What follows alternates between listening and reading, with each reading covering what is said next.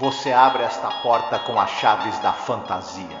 Do lado de lá está outra dimensão. Uma dimensão de sons, uma dimensão da visão, uma dimensão da mente. Você está atravessando um território de matéria e sombras, de coisas e ideias. Você acaba de entrar em Além da Imaginação.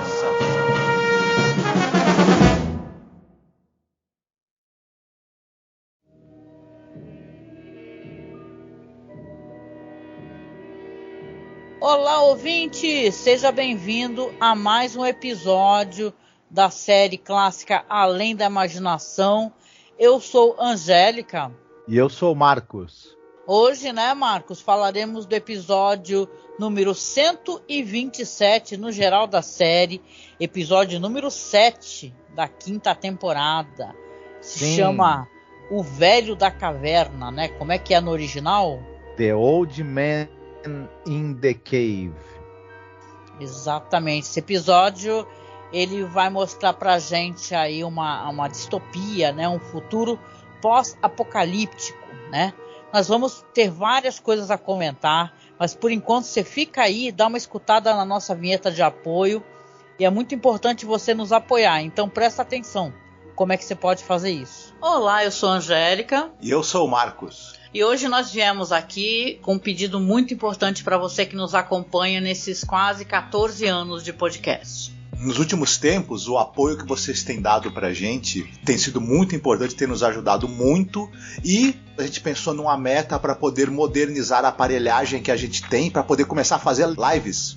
Volta e meia fizemos algumas lives, principalmente agora durante House of the Dragon, né? E quem nos acompanha sabe que o nosso equipamento ele é muito rudimentar, e dessa vez a gente quer tentar chegar numa meta aqui para poder pegar um bom notebook para que eu possa fazer as lives com o Marcos, fazer lives semanais, a gente gerar mais conteúdo, fazer mais coisas ao vivo, ter mais interação com os nossos ouvintes e espectadores. E óbvio, né, para você ter um notebook melhor, não é um computador positivo que eu tenho aqui na minha casa, é uma coisa mais cara, né? E detalhe, nem é um notebook de ponta, assim, o melhor notebook gamer, nada disso.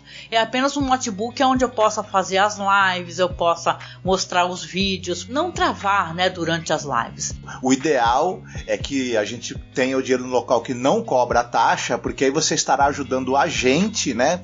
E não enriquecer algum banco ou alguma, né, operadora. Na verdade, um computador melhor também vai agilizar a edição dos programas, né? Exatamente. Então, eu peço, o Marcos também aqui, que você nos apoie, tá? Como você pode apoiar? Você pode apoiar pelo Apoia-se, mas o Apoia-se tira uma cota, né? Tira um valor. Ou você pode apoiar via Pix também. Nos ajude a atingir essa meta. Tá certo? Então a gente deixa aqui um beijo muito gostoso, um abraço muito apertado. Fiquem todos muito bem, se cuidem. Certo, Marcos. Então, The Old Man in the Cave. Essa é uma daquelas histórias que são adaptações que o Rod Serling faz de contos de outros autores, né? No caso aqui, é de um conto chamado O Velho, do Henry Slessor, né? Uhum. Esse cara, esse Henry Slessor, ele é um cara que ele trabalhou bastante nas séries apresentadas pelo Hitchcock. Entre roteiros completos e argumentos, ele tem participação em 37 episódios do Alfred Hitchcock Apresenta e em mais 10 episódios do Alfred Hitchcock Hour. O cara, ele, né, trabalhou bastante com esse tema de suspense. E ele também forneceu o argumento para 2 episódios de Além da Imaginação da 5ª temporada. Esse que nós vamos falar agora e o The Self-Improvement of Salvatore Ross. Olha, legal saber. Interessante, né? Dizem que o Serling mudou tanto o conto dele, tanto em várias coisas. Claro, a gente não conhece o conto original, né? Mas diz que quase que transformou em uma outra coisa totalmente diferente, né? E, cara, é um episódio muito interessante. Ele levanta várias questões novamente, na minha opinião, de coisas que demandariam um longo debate, né? Mas a gente vai chegar lá.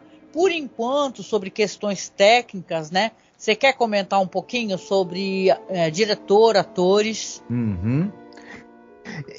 Esse episódio é dirigido pelo Alan Crosland Jr. Esse cara, ele além de diretor, ele também trabalhava como montador. Ele, por exemplo, trabalhou na montagem daquele famoso filme que passou muito na sessão da tarde, O Gavião e a Flecha, lembra? Filme com o Burt Lancaster e a Virginia Mayo. Então ele trabalhou na montagem desse filme.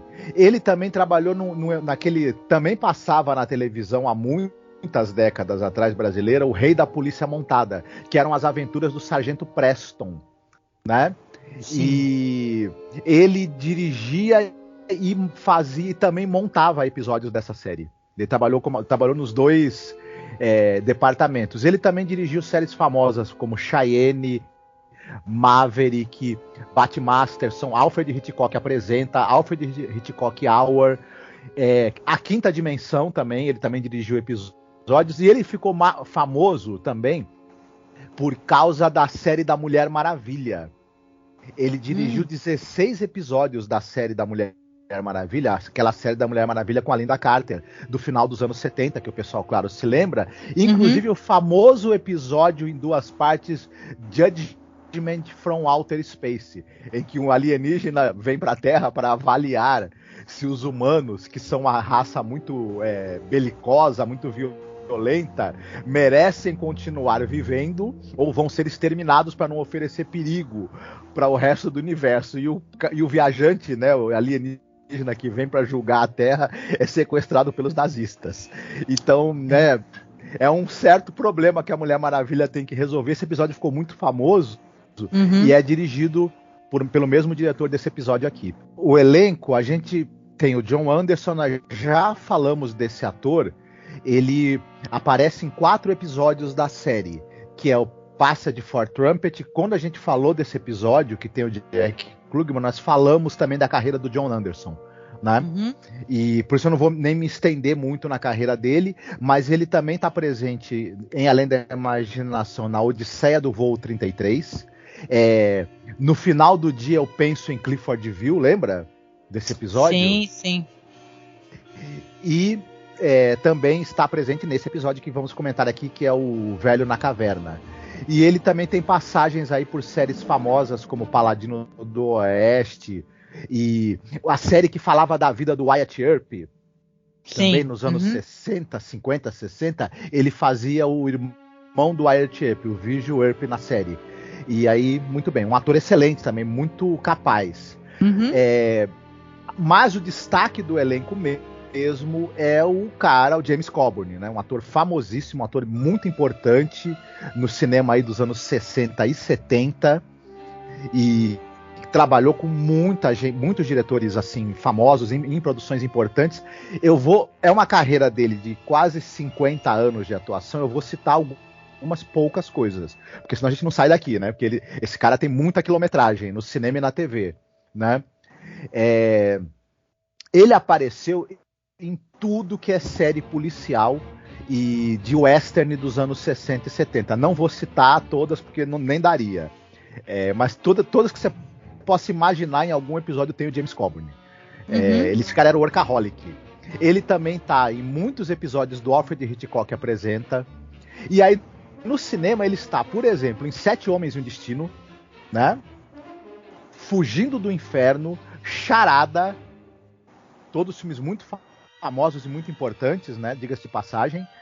Ele está em 3 filmes dirigidos pelo Sam Peckinpah, que é o Juramento de Vingança, o Pat Garrett, Billy the Kid, que é um baita de um filme, e no famosíssimo filme Cruz de Ferro, que é um filme de guerra do Sam Peckinpah. E além disso, você encontra ele, por exemplo, no Teatro dos Contos de Fada, no Pinóquio, né? E é engraçado, ele também participou de um dos filmes da série do Trinity. Lembra do Trinity, que era o Terence Hill e Bud Spencer? Sim. Ele participa de um filme que é Trinity e os 7 Magníficos, que esse faz uma espécie de paródia do 7 Homens e um Destino, no qual James Coburn participou, né?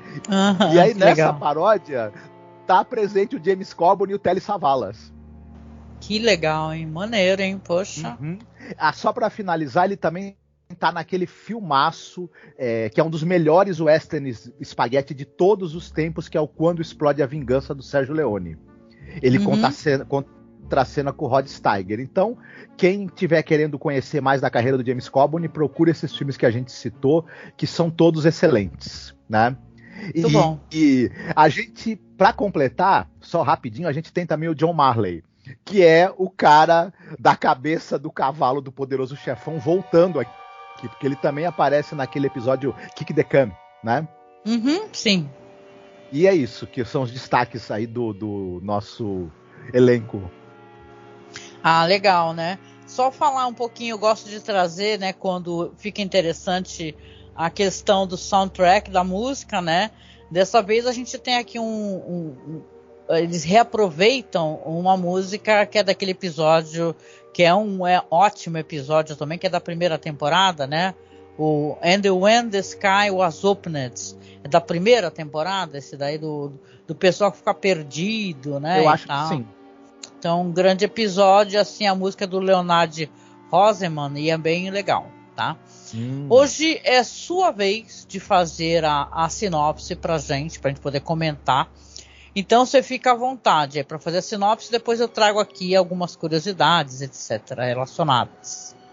Certo. Esse episódio, ele fala de um futuro próximo para a época, né, que a série foi exibida, que é 1963, né? Ele se passaria em 74, depois de uma guerra nuclear que acabou com o mundo, basicamente. Aí os poucos sobreviventes de um assentamento ali de pessoas, eles vivem uma vida muito difícil, porque a comida que eles têm, né, que ficou armazenada, teoricamente está envenenada. Então eles têm que comer apenas uma ou outra coisa ali que teria escapado da contaminação. Então é uma vida muito difícil. Como é que eles sabem que comida está envenenada ou não? Muito bem. Um sujeito ali desse acampamento, chamado Goldsmith, ele vai consultar numa caverna o velho da caverna. Ninguém sabe quem é e ninguém pode se aproximar de lá. Só o Goldsmith que tem contato com esse sábio, esse profeta, e ele dá informações pro pessoal lá desse assentamento de pessoas, né, sobre o que pode ou não ser comido para evitar a contaminação por radiação. E eles vão levando essa vida, né? Porém, um belo dia chega um grupo de soldados dizendo que o governo está promovendo uma nova reorganização, eles estão dividindo os locais onde tem sobreviventes e vão passar a controlar esses locais. E o grupo de militares liderados pelo pelo Major French, que é vivido pelo James Coburn, vai tomar o comando ali desse local. Bom, acontece que começa a ter um confronto ali entre o Goldsmith, que era até então líder daquele pessoal, orientado pelo velho da caverna, e o Major French, que argumenta que essa história do velho da caverna é só uma lenda, é alguma mentira que o Goldsmith está falando para manter as pessoas sob as ordens dele. E desse conflito aí de personalidades, de egos e de comando vai resultar o que vai acontecer. O French, o Major, fala que eles podem muito bem comer a comida que eles têm guardada lá, que eles não tocam nela por medo da contaminação, dizendo que não vai acontecer nada. Se eles fizerem o que o Major French está falando, o que será que vai acontecer? Exatamente, né? É uma dura realidade, né? Você tem alimento enlatado, eles descobriram um suprimento grande, né? De alimento enlatado, de bebida, só que eles não podem comer, não podem beber, a não ser o que o Goldsmith volta, né? Ele vai para a caverna, pega informações e volta falando que não está contaminado por radiação, né? É claro que aqui a gente tem que colocar algumas questões na base da suspensão mesmo, da descrença, porque não é assim que funciona, né? Vamos lembrar que o episódio passa nos anos 60 e a radiação e suas consequências, hoje em dia você sabe muito mais dela, né? Não é assim que funciona. Você tem radiação numa lata de comida, né? Você tem radiação no local todo, não é verdade? Não à toa aquelas regiões todas de Chernobyl, até hoje elas não são frequentadas e tal, só com um montão de equipamentos, né? Mas eu acho que esse episódio ele tem uma coisa que ele quer discutir, que é a questão da fé, né? E de uma fé cega, né? Não tem até aquela música Fé Cega, Faca Molada, né? Você tem aqui um episódio que você vê que após um apocalipse nuclear, 10 anos depois, as pessoas estão ali, não estão vivendo, elas estão sobrevivendo, né? Com o mínimo possível, acreditam piamente nas coisas que o Goldsmith fala, porque em quem eles vão acreditar mais? Eles estão conseguindo sobreviver, né? Os poucos remanescentes, então eles confiam, né? No começo até tem uma grande discussão, não é? Que uma pessoa está lá questionando, a gente quer comer e tal, e não tem comida. E você vê ali que realmente as pessoas já estão no seu limite, né? Então quando chegam aí, vai chegar o Major French, os soldados belicosos, né? Eles até se fala que tem um governo estabelecido, eu entendi que na verdade eles são autoritários. Como a gente está vendo, por exemplo, em The Last of Us, né? Você tem pessoas autoritárias que vão ali tomar o governo para si e vão falar que são o governo. Na verdade, eles falam assim, existem 500 pessoas vivas, entre Buffalo, Nova York, Atlanta, Geórgia, e eles estão ali para organizar as pessoas. Quem é que deu essa autoridade para eles, né? Tanto que o Goldsmith fala para ele, quem é que te deu essa autoridade? Para você mandar na gente, você definir o que a gente deve ou não deve fazer.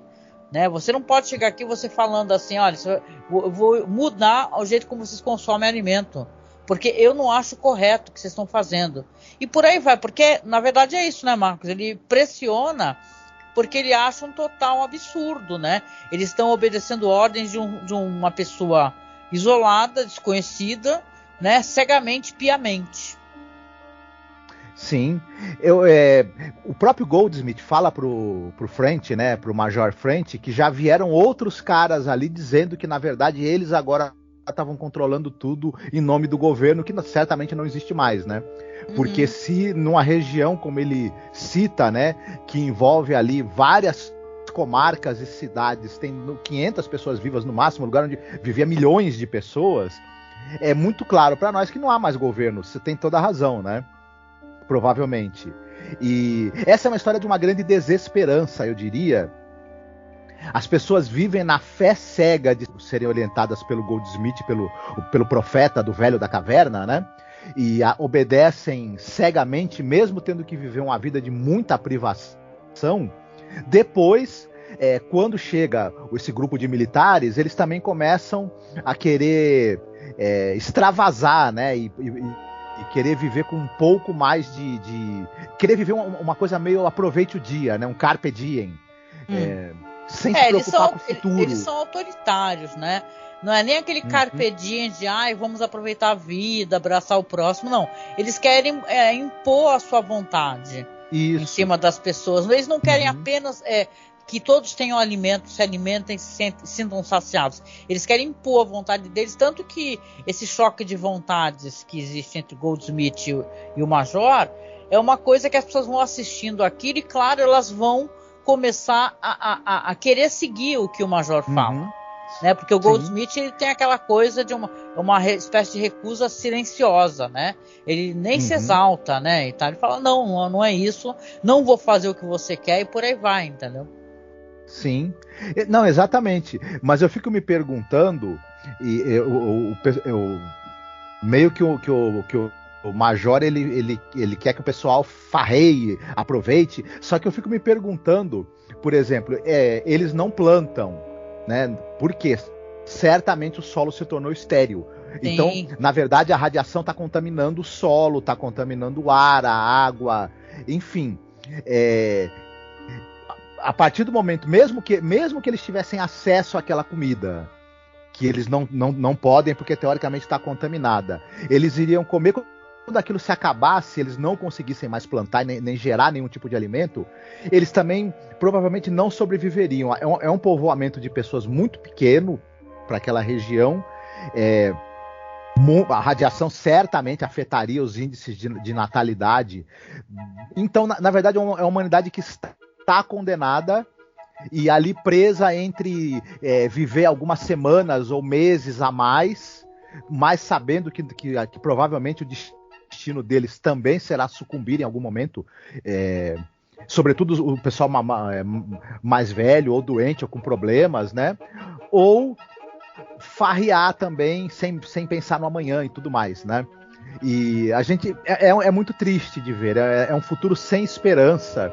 E aí tem essas duas escolhas: manter a disciplina até o fim ou farrear como se não houvesse amanhã, porque não vai haver amanhã, provavelmente. E são duas situações terríveis, né? Ou você obedece cegamente porque afinal de contas você está vivo, ou você cede aos seus instintos, né? Sim. Aí acho que a gente pode até avançar, né? O Major, ele insiste com a ameaça de morte, o Goldsmith, né?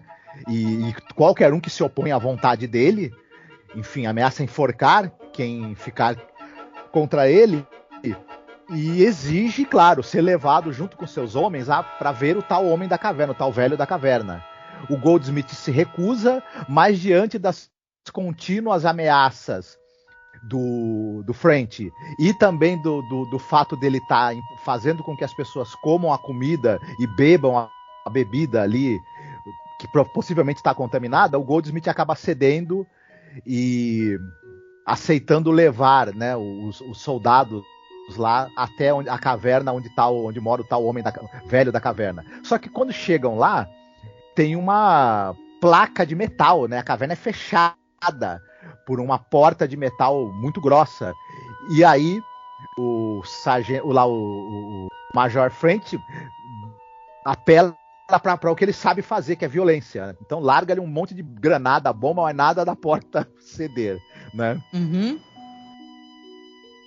Então é muito surpreendente. É uma cena assim, que o episódio, a gente vem falando sobre isso, ele tem uma metragem curta ali, 20 e poucos minutos, as coisas vão se escalonar muito rapidamente.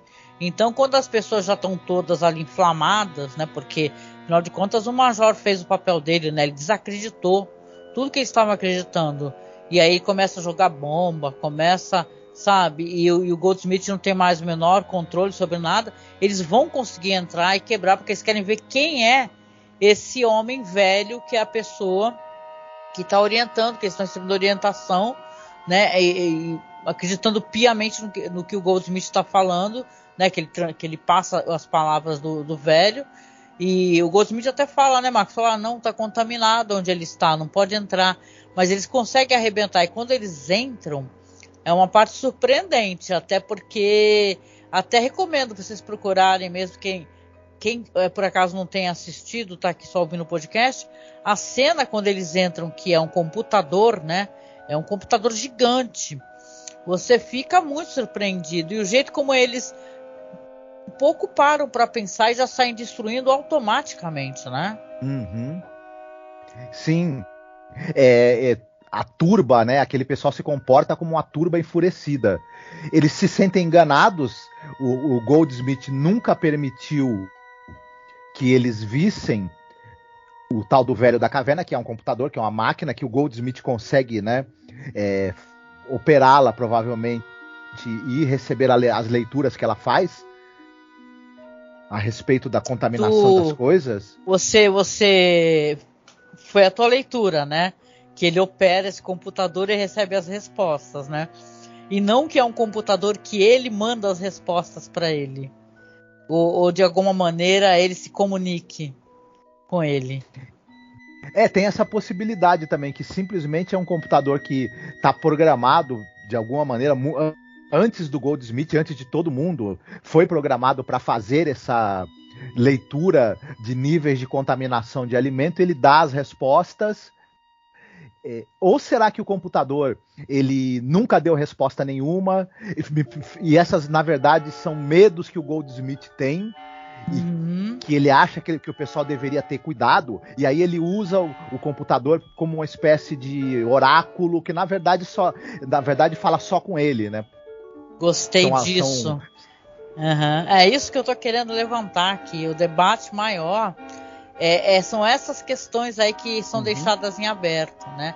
de ser, na verdade, algo que o Goldsmith vem, sei lá, inventando de maneira aleatória para poder fazer com que as pessoas mantenham a vontade de viver, manter a fé viva, né? Porque esse é um episódio que ele fala é sobre isso, ele é uma espécie de aviso para não ignorar a fé. Porque o próprio desfecho do episódio, quando eles quebram tudo, né? Aí depois eles saem, aí vocês veem eles farreando, bebendo, já tá uma mulher abraçada com 2 caras, você já entende ali o que vai rolar, né? E tal. E todo mundo comendo, abrindo as latas, e uma farra danada, e Goldsmith olhando, e já na próxima cena já estão todos caídos no chão. Então você vê que, cara, eles foram todos contaminados gravemente, morreram todos, entendeu? O Goldsmith, o Serling, ele fecha falando assim, né? Senhor Goldsmith, sobrevivente, uma testemunha ocular da imperfeição do homem, um observador do traço muito humano da ganância e um cronista de último capítulo, aquele que lê suicídio. Não é uma previsão do que será, apenas uma projeção do que poderia ser. E esta tem sido em The Twilight Zone. Então Serling termina assim, né? Enquanto Goldsmith olha todos os corpos caídos e ele está sozinho, pelo menos naquela região. Não tem pessoas vivas, nem os soldados, nem as pessoas que ele estava ajudando a cuidar. Então, claro, aí você fica aqui, tem várias coisas a se levantar. Ele falava isso de maneira aleatória para poder fazer com que as pessoas tenham alguma fé. Ele operava essa máquina ela estava... Porque é legal até se for parar para pensar, né, Marcos? Que nada é respondido, não tem resposta. Você vai ter que... As discussões aqui são outras, né? São questões dessa dependência excessiva de tecnologia e tal. E tem tanta coisa aqui para a gente poder apanhar dessa história aqui, poder debater, não é? Por exemplo, se você vê assim, os episódios anteriores que tratam de questões... de incidentes nucleares e tal, por exemplo, Time Enough at Last, né, que é um episódio muito famoso, né, na época quando ele foi produzido, e o jeito como é retratada a explosão é uma coisa até meio nada realista, né? Então você tem essa coisa das consequências da radiação sempre tratada dessa maneira, porque é um propósito, na verdade, parece que era uma certa orientação que acabavam tendo ali nos bastidores, de não ser uma coisa excessivamente pesada, mais pesada ainda do que já é, né? Se você lembra, por exemplo, do episódio The Shelter, que é aquele lá que a família se abriga lá naquele porão, né? Aquele porão não vai protegê-los da radiação ou do fim do mundo, né? Mas toda a discussão que gira em torno é o fato de os vizinhos resolverem se matar, se quebrar e querer quebrar os vizinhos para poder entrar de qualquer maneira naquele espaço que eles acham que é um espaço seguro, né? Então aqui a discussão também, eu acho que é outra, não é nem especificamente a questão do pós-apocalipse, e sim as relações humanas, né? Questões de fé e tal, e de situações limite, por aí vai. Sim, né? Essa coisa de você seguir um líder diante de uma situação muito terrível, adversa, segui-lo cegamente, e onde isso pode levar. Tem um paralelo bem óbvio, eu diria, com essa questão das tábuas da lei, Moisés. Sim. Porque Moisés sobe lá no monte para falar com Deus, ninguém vê, e ele volta com a orientação para o povo que está lá no deserto. Você veja como tem um paralelo, né, do que pode fazer, do que não pode para permanecer vivo. E depois as pessoas vão adorar o bezerro de ouro. Elas rejeitam, né, as leis e a orientação de Moisés para adorarem outras coisas e caírem numa farra, né? Também ali, de aproveitar a vida, já que talvez não saiam ali do deserto com vida. Há um paralelo muito, muito claro também entre essas duas histórias. E só que nesse caso aqui é um Moisés que vem trazer as tábuas da lei, só que não tem terra prometida, né? Nem Deus, é uma máquina. Nem Deus. Isso. Né? É muito interessante esse paralelo e muito menos esperançoso, eu diria. É muito crítico, né? a questão da fé também, né? Você não tem um Deus, você tem uma máquina, né? Não tem o Moisés, você tem um cara aleatório que fica falando que o velho falou isso, o velho falou aquilo, né? E é uma crítica que está nas entrelinhas com toda certeza, né? Ao mesmo tempo, ele também critica quem não crê cegamente, né? Porque eles veem, você vê que todo mundo morre. Só fica o Goldsmith. Isso. É uma questão que esse episódio me deixou na cabeça. Me parece que ele faz uma certa apologia da fé. Que, na verdade, a fé é algo que, principalmente numa situação muito difícil, de pouca esperança, ela pode te guiar, né? Só que aqui, no caso, são pessoas tendo que ter fé num homem que na verdade está mentindo para elas. Na verdade, o Goldsmith está enganando aquelas pessoas, que seja para o bem delas. Mas ele está. E ele se coloca também como líder e guia dessas pessoas. Que direito será que ele tem também de ser esse líder? Por que ele não abre acesso a todos ao computador? Claro, até porque eles poderiam até evoluir de maneiras diferentes, né? Em vez de ficarem sendo apenas ali tutelados por alguém, né? Poderia ter alguma agência, de certa maneira, né? Sim. Poxa, a vida é um episódio muito rico, né? E a gente fica até pensando assim, por que esses episódios que eles são tão interessantes assim, sabe? No cerne deles, né? Você vê que tem coisas para discutir ali, as pessoas passam meio batido, né? Passa batido, só lembra aqueles episódios muito famosos, né? E eu acho que tem alguns episódios aqui que eles são bem interessantes de se analisar. Esse é um bom episódio. Eu lembro quando eu assisti, eu pensei em todas essas coisas assim, né? Então, até para quem tem uma formação, né, de família e tal, católica, né, que a gente é sempre incentivado a crer cegamente, né? Então, eu nunca esqueço quando eu era pequena, compartilhando aqui com vocês, né? Marcos já sabe que eu era uma pestinha, né? E, por exemplo, quando eu estava fazendo a primeira comunhão lá, né? Que você fazia, na minha época era 1 ano. Hoje em dia é quase uma faculdade, tem que fazer sei lá quantos anos para poder pra receber a comunhão. Mas eu lembro que a catequista lá falava pra gente assim, só pode olhar pra frente na igreja porque tem Deus. E eu larguei assim, e se eu olhar pra trás, tem o diabo? E todo mundo olhou, né? E falou, todo mundo olhando pra trás assim. E ela ficou putíssima, né? Só pra dizer o mínimo, né? Me chamou minha mãe, o cacete, né? Pra reclamar. Mas é interessante, né? E, cara, se você for fazer paralelos com questões na realidade, até é um episódio que ele tá... ele também tem uma valorização da ciência, né? Ainda mais porque hoje em dia a gente tá vendo assim que as pessoas elas não estão acreditando em coisas básicas, né? Que são coisas que já existem há muitos anos e salvam vidas, vacinas, nem só da Covid, várias vacinas, as pessoas estão se vacinando menos. Então é muita desinformação, é muita fake news, é muita mentira. São líderes que estão ali para destruição, né, da humanidade também, porque eles estão desinformando as pessoas, né, para benefício próprio, financeiro, né, por poder. Então você ter uma valorização da ciência também é importante, né? Então é um episódio que tem muita coisa que se discutir, né? Eu fiquei com muita coisa na cabeça depois que esses episódios assim, pra mim, não sei você, eles engrandecem a série pra mim, porque me fazem eu sair de um episódio querendo pesquisar mais, sabe? Querendo me informar mais, querendo debater com alguém pra poder, né, trazer essas discussões, né, Marcos? Eu acho que sim. Esse episódio, ele não tá na lista do que as pessoas mais gostam, porque ele é um episódio que dá menos respostas, talvez, e ele não tem talvez aquela coisa de uma narrativa que ela seja tão criativa ou empolgante como outros episódios, que isso também conta, na verdade, né? Mas ele é muito interessante, ele traz um debate muito bom, e eu gosto demais de duas coisas nesse episódio também.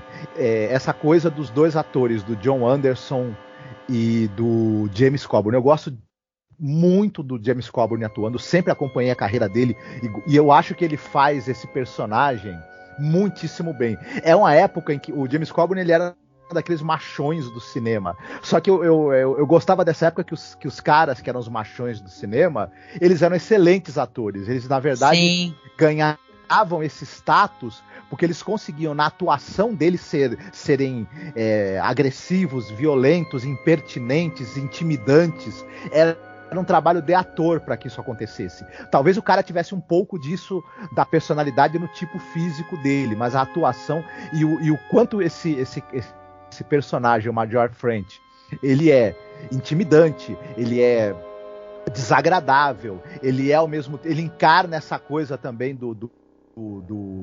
da libertinagem e do cinismo. É muito interessante como esse personagem é delineado. Ao mesmo tempo, o John Anderson, e é um personagem um pouco histriônico também no jeito dele. O John Anderson, o ator, para fazer um contraponto a isso, ele acerta muito em fazer uma atuação contida, muito firme, de alguém que é, de certa forma, uma fortaleza moral, mas também é alguém que tem algo a esconder. Por isso também que ele é tão contido. Diferente do personagem do French, que ele é um sujeito cínico, violento, mas ele, no cinismo, na violência e na grosseria dele, ele também aparece alguém sincero, no sentido de que ele não esconde quem ele é, né? Inclusive alguém em quem não se deve confiar, diga-se de passagem, né? Sim, com toda certeza, né? Mas olha, muito legal, foi um ótimo debate, gostei pra caramba, viu? Vou com certeza reassistir esse episódio em várias ocasiões da minha vida para ver como é que eu me sinto em relação a ele, né? Que isso é legal, né? Porque a gente muda, o episódio está ali, mas quem muda é a gente. Então, nesse momento da minha vida aqui que eu assisti ele, eu acho que ele me tocou profundamente por questões assim que precisam ser discutidas, né? Porque tanto a fé cega como, no caso, a faca amolada ali, que é o Major, nenhuma das duas coisas são boas, né? Tem que existir um meio termo aí, tem que existir uma autonomia, né? Então as pessoas ficam tuteladas das duas maneiras, seja pelo Estado, seja pela Igreja, né? Então é interessante demais, assim. Espero que vocês também tenham gostado, viu, quem assistiu. Mas, Marcos, vamos lá para a parte de recomendações. Será que você separou alguma coisa para a gente poder recomendar para o nosso ouvinte querido aqui? Eu vou recomendar o filme que explica como aconteceu a guerra nuclear. Essa guerra aí, que causou essa desgraça toda, ela aconteceu em 64. Caramba! Porque aí eles já estão vivendo há 10 anos, né? Mais ou menos, desde que explodiu a bomba, não é isso? Eles falam isso, né? Uma coisa assim. E pois em 64 foi que explodiu a bomba, e isso é contado no filme Doutor Strangelove, do Stanley Kubrick. Se você quer saber como é que essa bomba explodiu, assista ao filme do Kubrick, Doutor Strangelove. E você vai saber como é que aconteceu essa guerra nuclear que devastou o mundo. É muito legal, muito legal. Caramba, interessante, hein? Eu não esperava essa daí, gente, mas será que foi a primeira vez que a gente falou desse filme maravilhoso aqui no podcast? Talvez, né? Eu não sei se a gente já falou dele em outras oportunidades. Eu acho que no podcast de Além da Imaginação, não, mas que casou certinho, porque é 64, né, que acontece. Casou certinho, né? Olha, muito legal, muito legal. Bom, da minha parte aqui, eu vou recomendar uma coisa super manjada, gente, mas como a gente tá falando de apocalipses, né, e eu acho que é um filme que também tem a questão da fé cega, praticamente, porque você não pode enxergar, assim, como é que eu posso colocar? Você tem que sair com vendas, né? Eu gosto muito desse filme, eu gosto muito da diretora, amo a Suzanne Bier. Sei que não é uma unanimidade, né? Mas eu gosto bastante do Bird Box, que é um filme baseado num livro, né? E é com a maravilhosa Sandra Bullock, né? E é um filme, uma história para quem não conhece, né? Duvido, né? Fez tanto sucesso, teve tanto debate, que saiu pela Netflix, né? E as pessoas vão viver uma espécie de apocalipse onde seres invisíveis, né? Eles são vistos por algumas pessoas, vejam bem, eles são invisíveis, Mas a olho nu você não vê nada em nenhum momento no filme. Mas algumas pessoas, quando veem esses seres, elas acabam se matando ou matando outras pessoas, né? Porque depois vão ter pessoas que são dominadas também por esses seres. E é um filme onde você vai pegar justamente a personagem da Sandra Bullock, que ela se descobre grávida. Ela tá com a irmã dela vai com ela no hospital. Né, você vê que ela não tem nem vontade de ter aquela criança e tudo, um relacionamento que já acabou, mas ela acaba saindo do hospital. Quando ela sai, as coisas já estão acontecendo. A irmã dela, que é interpretada pela Sarah Paulson, que é uma atriz que eu amo de paixão. É uma aparição tão curta dela, mas é tão marcante, né? Você vê quando a atriz é boa, né? E você tem ali então uma história onde ela vai acabar se abrigando numa casa com outras pessoas e vão ficar o tempo todo tendo que lidar com isso, né? Porque o mundo ele está dominado por esses seres, até o momento que esses seres vão fazer com que as pessoas obriguem as outras a tirar as vendas ou abrirem as portas, também para se machucarem, né? E não vou falar muito não, porque as pessoas devem conhecer. Sei que acho que eu não comentei sobre esse filme aqui, é um filme que eu gosto. Inclusive eu tava escutando o audiobook, eu curto, gente, escutar um audiobook. Às vezes eu pego uns audiobooks enormes, né? Porque quem gosta de podcast, fatalmente deve gostar de audiobook também, né? Porque se ele for muito bem feito, o audiobook, você vai, sei lá, fazer as suas tarefas, trabalhar e tal, voltar. Eu tenho isso, né? Eu vou trabalhar de bicicleta e tal, e posso ficar escutando as coisas no serviço também. Então para mim foi bem prazeroso. Então se vocês tiverem acesso inclusive ao audiobook, eu recomendo, e claro ao filme para quem não assistiu, né? É engraçado que essa Suzanne Bier, né, a gente estava falando do Mads Mikkelsen, né, falando do Mads Mikkelsen, e ele fez vários trabalhos com essa diretora, assim, que ela tem trabalhos que são fortíssimos, né, Marcos, né, sobre questões familiares e tal, né? Mas assim, esse filme que ela vem para os Estados Unidos fazer, depois dela ganhar a indicação a Oscar, eu acho, inclusive por um filme pesadíssimo, né?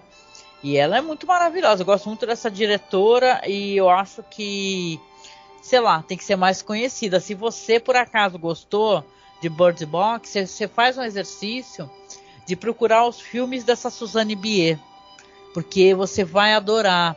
Ainda mais que tem Mads Mikkelsen, mais de um, né, Marcos? E, cara, são filmes que ela fala muito sobre isso, né? Famílias, relacionamentos, questões pesadíssimas, às vezes, assim, mas com uma delicadeza, né, que ela tem para tratar desses assuntos. Sim, ela trabalha muito dilemas morais na obra dela.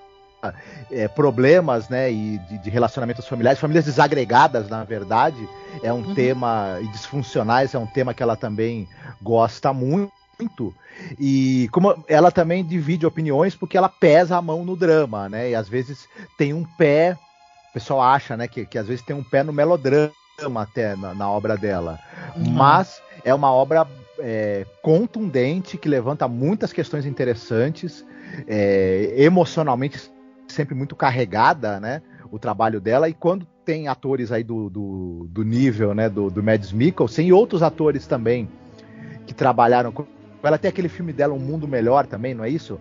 Sim. Que levanta, assim, dilemas morais muito interessantes, é um filme que ficou na cabeça de muita gente durante muito tempo, né, e, enfim, vale muito a pena conhecer a obra dela, muito mesmo.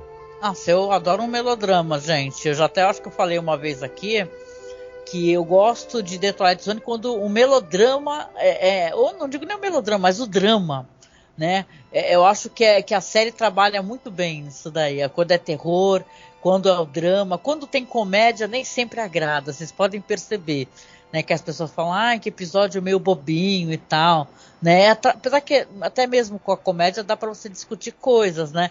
Mas o lance é que eu gosto da série quando ela é dramática, como esse episódio aqui, né? Episódio bem dramático, né?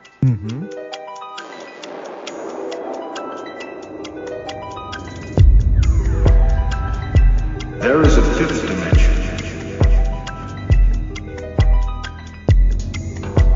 Beyond that which is known to man.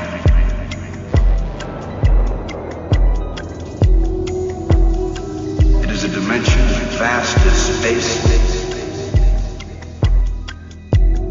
and as timeless as infinity. Pois é, e é isso, né? E finalzinho aqui do podcast, a gente sempre escolhe música, hein? Dessa vez é minha vez, né, Marcos? Sim, o que você trouxe pra gente? Olha só, eu fiquei em uma indecisão danada, né? Escolhi, sei lá, pensei várias coisas, acabei não escolhendo nada assim, não consegui me definir. Mas eu vou partir para a questão que até a música a gente tenta que seja evocativa, né, com o que a gente falou, né? E eu acho que tem um cantor que eu amo de toda paixão, acho que vocês também, quem estiver escutando, que é o Serj Tankian, né? Claro que ele é muito famoso porque ele era vocalista daquela banda. Acho que ainda é, né, Marcos? Do System of a Down. Eu acho que ainda é. É que ele tem uma carreira solo também, né? Esse daqui, essa música que eu escolhi é justamente de um dos álbuns da carreira solo dele, né? Que ele tem uma carreira muito... ele faz umas músicas com crítica política, fala sobre o genocídio armênio e tal. Ele tem uma carreira muito... Opa, bati aqui. Ele tem uma carreira muito interessante, né? E essa música aqui que se chama Sky is Over, que nosso clipe é muito legal. Você deve lembrar, o clipe ele tá com um piano assim, numa cidade meio destruída, e ele começa a falar sobre isso, né? A humanidade deixando de existir quando o céu também não existe mais. E dependendo da música, assim, tem um momento que ele levanta do piano como se ele tivesse uma borracha na mão. Aí ele, conforme ele vai pegando, dentro do ritmo da música, ele vai movimentando o braço, é como se ele estivesse apagando o céu. Sabe, isso é muito interessante e é uma música que fala sobre isso, quanto o homem destrói a natureza, a humanidade. Ela até tem no final um endereço que agora não existe mais, né?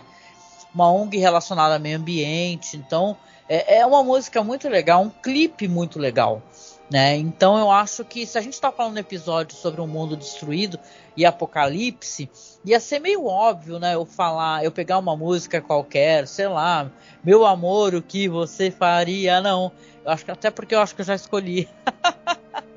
Mas aqui no caso, eu acho que é legal essa música em si, e porque também, gente, eu gosto muito do Serj Tankian. E eu acho que você também, né, Marcos? Eu gosto bastante, tanto da carreira solo dele quanto da banda dele, do System of a Down. Lá, lá, lá, lá, lá, lá, lá, lá. Muito boa. Essa música também tem os lá, né? Aliás, esse negócio dele usar essas vocalizações tem relação com a cultura, né? Porque tem a ver com as cantorias, porque ele é armênio, né? O Serj Tankian. Então você tem uma questão cultural isso daí. Então isso é muito legal. E sendo incorporado ao rock e tal, fica incrível, né? E eu acho que tem uma potência, né? Atualmente ele continua fazendo os clipes e tal. Ele tem um canal no YouTube bem movimentado e é sempre questionador. Então eu particularmente, enquanto alguém que consome cultura, da pessoa que usa a sua voz para algo, né? Assim, para você questionar, você canta as dores de um povo, você canta a sede de justiça. Eu acho isso muito legal. Eu sei que tem quem não goste, né? Já ouvi uma vez um cara falar: eu não vou no show pra ver questões de política, eu vou pra... Cara, até você não falar de política, então é até uma coisa meio boba de se falar, né? Mas é isso, né? Eu acabo me estendendo, mas vai tocar então pra vocês só lá no MP3, tá, gente? Não deixa de seguir a gente lá no feed do site, você coloca Masmorra Cine no seu aplicativo de podcast, ou Cineclube da Masmorra também, que você localiza, ou mais ainda, a gente também tem dentro do Spotify o Além da Imaginação Podcast. Então tem como achar a gente tranquilamente e escutar a música no final. E aqui então no finalzinho, é claro, eu faço sempre aquele reforço, nos ajudem, tá? A gente conseguir atingir a meta na nossa campanha. Os podcasts saem aí toda segunda e toda sexta. Isso envolve muito trabalho. Não sei se vocês estão acompanhando. A gente está fazendo live na Twitch, né? Aliás, sigam, tá? Tá por enquanto no meu nome lá. Devo trocar futuramente. Se você estiver escutando isso no futuro, talvez esteja como Masmorra Cine. Mas por enquanto tá como Angel Masmorra, tá bom? Vou deixar na postagem. e a gente está produzindo muito conteúdo e sempre com esses problemas, o computador péssimo, né? Hoje mesmo eu estava tentando finalizar uma edição, não conseguia. Então é muito complicado, né, Marcos? A gente está tentando arrumar grana para comprar esse notebook. E sim, eu vou falar em cada podcast sobre isso, porque isso é muito importante, porque a gente tem que passar o chapéu. Como é que a gente está tanto tempo no ar e a gente sequer consegue ter um notebook bom o suficiente para a gente poder fazer uma live ou editar, né?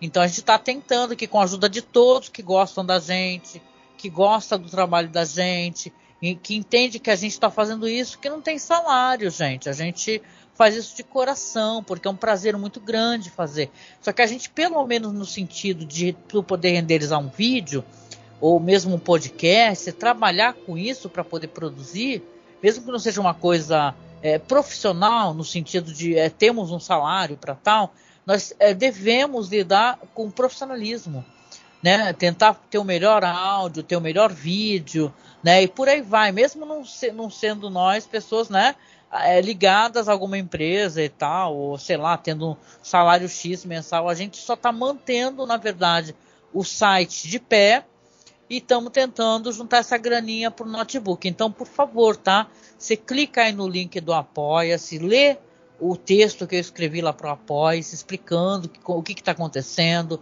ou então dá uma acessada no Padrim, que está tudo linkadinho certinho, ou se você não quiser ou não puder, na verdade, fazer esse apoio mensal para a gente, faz um Pix, porque a gente tem uma conta exclusiva para poder juntar essa graninha do notebook, tá bom? Então você faz um Pix para apoiomasmorra@gmail.com, né, Marcos? Isso aí, a gente agradece e conta com a ajuda de vocês. Beleza. E lembrando que quem doar mais de R$10 já está concorrendo a uma ilustração emoldurada muito bonita. Então é uma coisa que, claro, é muito bonita, mas é mais simbólica, porque é uma coisa feita de coração e uma representação também da nossa gratidão, né, a quem nos apoia. Correto? Oh, yeah. E é isso, gente. Então, no finalzinho a gente deixa um beijo, um abraço muito gostoso. Se cuidem, viu? Se cuidem muito. E fiquem aí ouvindo o queridíssimo Sérgio Tankian com Sky is Over. Beijoca e até o próximo podcast. Fiquem muito bem, se cuidem. Tchau, tchau.